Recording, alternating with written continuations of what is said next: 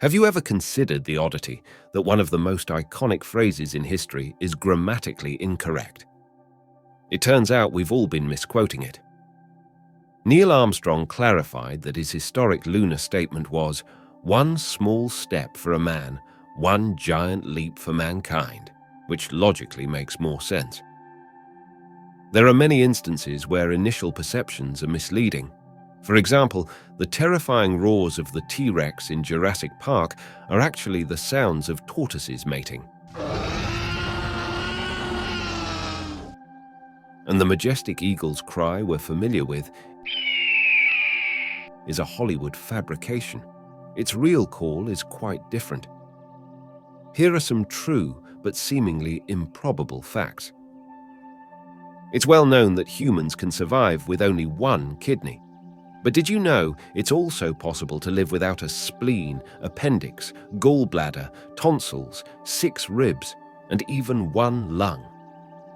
The main limitation with a single lung is reduced capacity for intense exercise or long-distance running. However, you could still theoretically jog the shortest distance between the United States and Russia, which is a mere 2.4 miles across from Russia's Big Diomede Island to America's Little Diomede Island. The naming and size differences of these islands remain a curious fact. Speaking of size, giraffes have long, thick necks that are massive, yet contain the same number of bones as a human neck. In fact, all mammals share this number of neck bones, but in giraffes, they're just much larger. As a child, we learned that a week comprises 7 days, a month typically has 4 weeks, and a year consists of 52 weeks, accurate measurements for Earth. However, timekeeping varies dramatically on other planets. On Venus, for example, a day is longer than an entire year.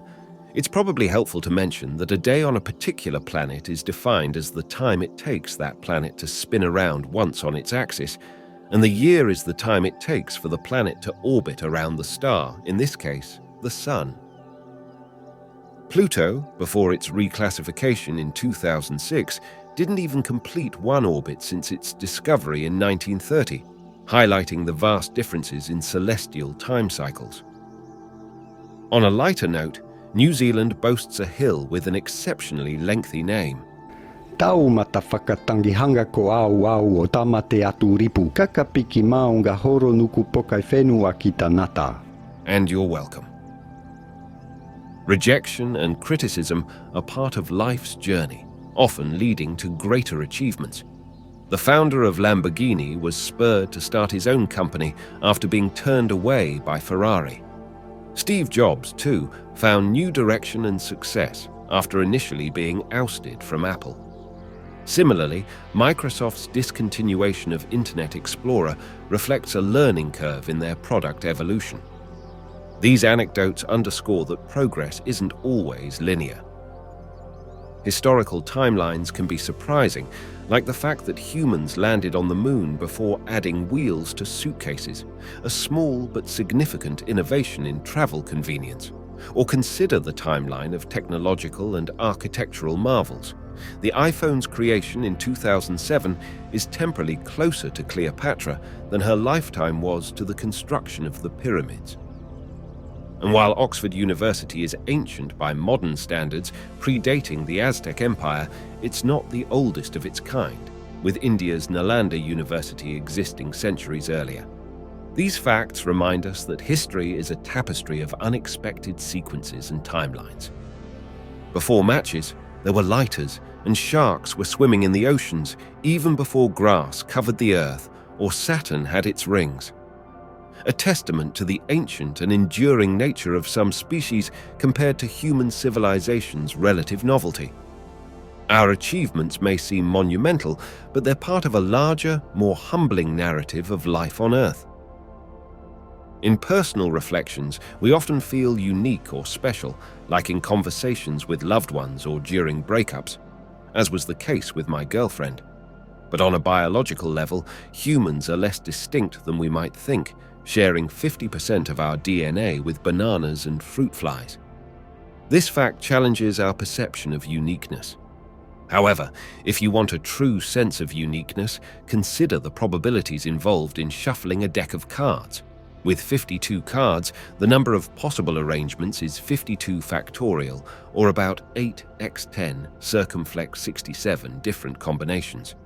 This number is so vast that even if every life form across the universe constantly shuffled decks since the beginning of time, they wouldn't repeat a sequence.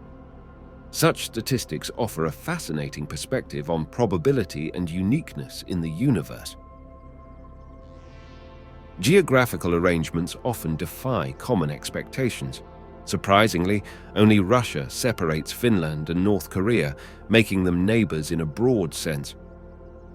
Similarly, New York's position on the globe is closer to the equator than to Rome, challenging perceptions of distance between famous cities. In a historical context, Bangladesh and Pakistan, once part of the same country under British India, were separated by the entire mass of India during their conflict in 1971, leading to Bangladesh's independence. Remember when you were young and your mom told you not to swallow apple seeds or a tree would grow in your belly? Well, it turns out she was wrong. Trees can't grow in people, but she was right in telling you not to swallow apple seeds. Eating apple seeds can lead to cyanide poisoning. Don't worry too much though, you'd need the seeds from at least 150 apples for them. Speaking of apples, Steve Jobs chose the name of his company to get back at his former employer, Atari, because phone books, a book that had a list of names, addresses, and phone numbers of the businesses in the area, were written in alphabetical order. Apple would come before Atari, so whenever people searched for a computer business in the phone book, they would find Steve's company first. Suffice it to say, they no longer need that slight competitive advantage. Fresh, clean water can do wonders, but how fresh is the water we drink? Did you know the probability that at least one of the molecules of the water you drink today passed through a dinosaur is 100%? We somehow keep coming back to dinosaurs. Maybe it's a sign that I should be Tyranno work things out. Because at the end of the day, mistakes happen, like the time Switzerland accidentally invaded another country. In 2007, around 171 of Switzerland's troops accidentally went into Liechtenstein. The Swiss government formally apologized, but the governor of Liechtenstein wasn't worried and excused the situation. "It's happened before," he said. "Liechtenstein is really nice, as you can see." So nice, in fact, that in the Austro-Prussian War of 1866, Liechtenstein sent a company of 80 soldiers to war, only to have 81 return. Not only did they not have any casualties, but an Austrian liaison officer joined them on the way home. But it also helps to have luck. Luck like Anatoly Bugorsky had. He was a researcher working at the Soviet Union's most powerful particle accelerator, the U-70 synchrotron. He was down there one day to fix something. He leaned down to look at a part of the machine without realizing the accelerator was active at the time and stuck his head directly into the beam path.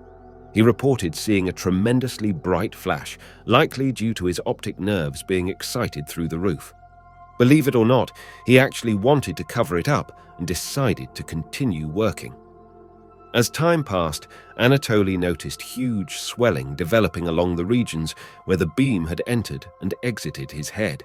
He slowly started developing radiation sickness. There was no hiding anymore, so he sought help. The physician in charge feared the worst, but as it turned out, Anatoly had unintentionally received a version of proton beam therapy often used to treat cancer. Thanks to the physics of the proton beam therapy, most of the energy that might have otherwise killed Anatoly was deposited outside of his skull. Despite suffering seizures and epilepsy, Anatoly lives on to this day, and half of his face stopped aging. Talk about expensive Botox. It's something my girlfriend would have needed. Oh well, she's gone now. But for all her flaws, she was always very kind to me.